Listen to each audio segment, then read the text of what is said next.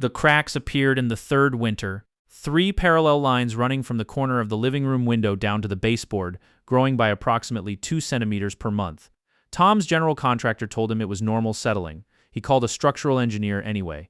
What she found in the foundation was not normal settling. It was the consequence of a foundation that had been poured without waiting for the compaction layer to properly set, a step that was documented in the project specs required by code and clearly skipped.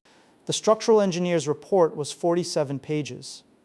It documented the deficiency in the foundation compaction, the predictable progression of the damage if left unaddressed, the remediation options with cost estimates, and critically, the specific phase of construction when the error had occurred. The report also noted that the building permit record showed a foundation inspection had been called for and closed on a specific date. The engineer's analysis of the foundation itself suggested the compaction layer had not been present at the time of the pour. Tom's attorney submitted a public records request for the building permit inspection records.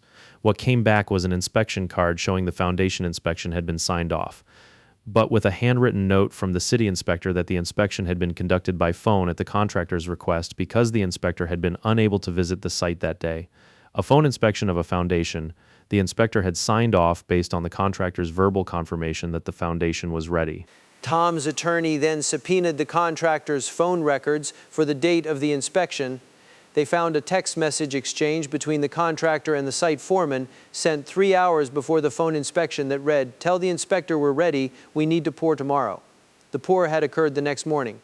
The compaction layer, per the structural engineer's analysis, had needed a minimum of 72 additional hours before the pour could safely proceed.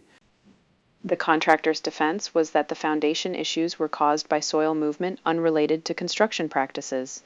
Tom's structural engineer testified for 4 hours about why this was inconsistent with the engineering data.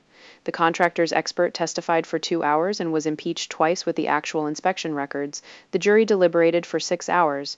They awarded Tom $287,000, the full remediation cost plus incidental damages, and the court added attorney's fees under California's contractor licensing law. The text message, "Tell the inspector we're ready, we need to pour tomorrow," was the pivot of the case. Without it, the lawsuit was defensible as a he said, she said about construction practices. With it, the timeline was unambiguous. The contractor knew the foundation wasn't ready, chose to pour it anyway to stay on schedule, and falsely confirmed readiness to the building inspector.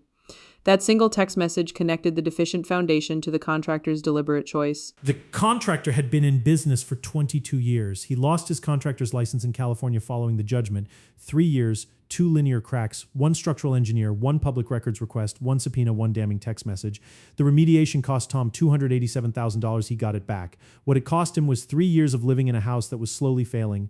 The long game sometimes doesn't feel long when you're living inside it. Subscribe